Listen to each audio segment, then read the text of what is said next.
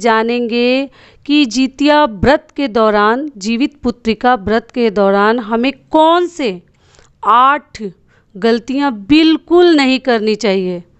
तो इसी के ऊपर आज का हमारा वीडियो है। आप बने रहिए मेरे साथ मेरे चैनल पर। अगर आपको मेरा वीडियो पसंद आता है तो प्लीज़ आप मेरे चैनल को सब्सक्राइब कर दीजिएगा, बेल आइकन को प्रेस कर दीजिएगा, जिससे मेरे वीडियो के नए नोटिफिकेशन आप लोगों के पास सबसे पहले पहुंचे। तो चलिए शुरू करते हैं। और बहुत ही इम्पॉर्टेंट ये नियम है, ये गलतियां आप लोग गलती से भी मत कीजिएगा। और सभी को एक बार फिर से जितिया की ढेर सारी शुभकामनाएं। तो आप लोग अच्छे से अपना जितिया व्रत मनाइए।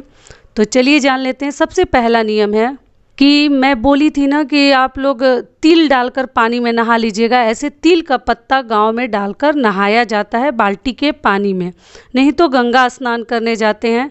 तो जो नहीं जा पाता है वो काला तिल डालना है। आप लोग का सवाल भी था कि सफ़ेद तिल दीदी डालें कि काला, तो काला तिल डालकर आप बाल्टी में के पानी में उसी से आप उस दिन स्नान कीजिएगा।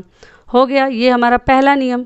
दूसरा नियम क्या है कि दीदी पूजा हम कैसे करें, पीरियड आ गया है। ठीक है, पीरियड आ गया है तो मैं कई वीडियोज़ में, तीज के भी वीडियो में मैं बताते आ रही हूँ कि पीरियड में ना सिर्फ व्रत रख लेते हैं, हमें पूजा भगवान की नहीं करनी होती है। और उसमें भी जो देव भगवान हैं उनकी पूजा तो बिना 7 दिन हुए आपको नहीं करनी चाहिए। अगर नवरात्रि का व्रत है, देवी की पूजा है, तो आप 5वें दिन पूजा कर सकती हैं। लेकिन जो पुरुष जो भगवान है, देव हैं, उनकी पूजा महिलाओं को 7 दिन से पहले नहीं करनी चाहिए। 7वें दिन से करें या 7 दिन के बाद करें। तो ये हो गया। आप सिर्फ व्रत रखिएगा और सारे नियम कीजिएगा। जो नियम है नहाए खाए का, दान करने का और भी जो कथा सुनने का, लेकिन पूजा मत कीजिएगा। ये हो गया हमारा दूसरा नियम। ये गलती आप मत कीजिएगा। तीसरी गलती क्या है, तीसरी भूल कि आपको ना नमक, जो अपने सास के लिए भोजन वगैरह बना रही हैं, जो शाकाहारी तरीके से कर रही हैं, मांसाहारी जो हैं वो तो मछली वगैरह खाते हैं, जो जिनकी सास को मांसाहारी भोजन जो उनके पूर्वज देते आए हैं तो वो तो अपना करेंगे। लेकिन जो शाकाहारी तरीके से कर रहे हैं तो नमक ना हमें सर्गी में खानी है और ना हमें नमक की सब्जी, जो तरोई, सतपुतिया, झिंगनी, बहुत तरीके का नाम है उस तरोई का, तो उसके सब्जी में आपको नमक नहीं डालनी है। ठीक है, तो ये हो गया हमारा तीसरा नियम कि नमक वाली सब्जी मत बनाइएगा। पूड़ी और सब्जी और दही और चिवड़ा सास को भोजन में दिया जाता है। आपके राज्य में जो नियम है आप उस प्रकार से दीजिएगा। तो ये हो गया हमारा तीसरा नियम। चौथा नियम क्या है, थोड़ा सा वो भी बता देती हूँ। चौथी गलती कि आप लोग पूछ रहे हैं कि दीदी हम व्रत इस साल उठाना चाह रहे हैं, कैसे उठाएं, पीरियड आ गया है। तो पीरियड में नया व्रत नहीं उठाते हैं। एक तो पहली बार व्रत उठाने जाओ और उसमें भी ऐसे मतलब अशुद्ध अवस्था में सही नहीं है, आपको नहीं उठानी चाहिए, आप व्रत ना उठाएं। ये भी हो गया। 5वां नियम क्या है कि आप लोग के थोड़ा सा सवाल भी थे, वो भी बता देती हूँ कि जिसको बच्चा नहीं है वो व्रत कैसे करे, वो अपने सास को कैसे दे। तो देखिए, आपको अगर बच्चा नहीं है तो आप जो है जीवितवाहन भगवान से मन्नत कीजिए। इस साल आपको व्रत करने की कोई ज़रूरत नहीं है। मन्नत कीजिए कि हे भगवान, जब तक आप मेरी झोली, मेरी खाली गोद को भर नहीं देते हैं, मेरी सूनी गोद को, तब तक मैं जितिया का व्रत नहीं करने वाली। आप मन्नत कीजिए भगवान को कि मैं कैसे करूं। आप बिना संतान का तो ये व्रत किया ही नहीं जाता। लेकिन ये भी है कि सास जिनकी नहीं है उनको भोजन पानी कौन देगा। लेकिन आपको इस साल व्रत नहीं उठानी चाहिए, ये भूल नहीं करनी चाहिए। आप भगवान को मन्नत कीजिए। भगवान लोगों में बहुत शक्ति है, वो भगवान चाहेंगे तो आपका मन्नत जब पूरा होगा तो आप उसी साल जितिया व्रत उठा लीजिएगा, अगर मलमास नहीं होगा तो ये हो गया हमारा 5वां नियम। छठी बात क्या है कि आप लोग जितिया व्रत में नई साड़ी न खरीदे, न रखी हुई कोरा साड़ी पहने।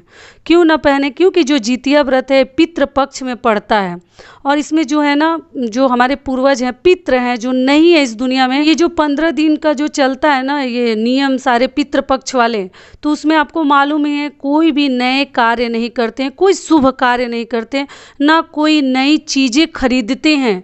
तो आपको थोड़ा सा परहेज करनी चाहिए। नई चीज़ें जितिया में नहीं पहनते हैं, कोरा कोई नियम नहीं है। अगर आप कोरा साड़ी भी रखी हैं तो वो साड़ी आपको नहीं पहननी चाहिए, ना खरीदनी चाहिए। तो ये हो गया हमारा छठा नियम। सातवां नियम क्या है कि आप लोग पूछ रहे हैं कि दीदी हमारा जो व्रत है वो टूट गया है, मतलब छूट गया है किसी कारणवश। देखिए कारण तो बहुत हो सकते हैं। क्यों हो सकते हैं? लोग बोलते हैं कि बीच में व्रत नहीं छोड़ने चाहिए। कई सारे राज्य में ये भी नियम है कि अगर व्रत छूट जाता है, बीच में खंडित हो जाता है, तो फिर आगे उस व्रत को हम नहीं उठा सकते हैं, नहीं कर सकते हैं। अगर छूटने वाला हो तो हस्बैंड से, मतलब पति से करवा लेते हैं। लेकिन देखिए ऐसी कोई बात नहीं है।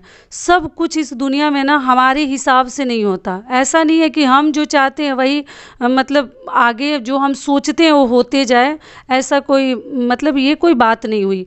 मान लीजिए किसी की डिलीवरी होने वाली है, कोई ऑपरेशन थिएटर में है और उसी दिन जितिया व्रत है, किसी कारणवश कोई जानबूझकर व्रत नहीं तोड़ना चाहता, छोड़ना चाहता, खंडित करना चाहता, लेकिन बहुत मजबूरी हो जाती है ना, तो हमें मतलब हमारा छूट जाता है। जानबूझकर हम नहीं छोड़ना चाहते, लेकिन किसी कारणवश मान लीजिए आप ऑपरेशन थिएटर में हैं डिलीवरी के टाइम, या लेबर रूम में है और उस दिन व्रत आपका छूट गया, तो ठीक है ना, फिर हम उठा लेंगे, कोई दिक्कत नहीं है। अगला व्रत हम करेंगे, एकदम आराम से आप कीजिए।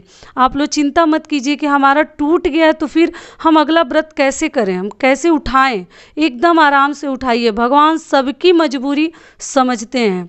ठीक है, तो ये हो गया हमारा सातवां नियम।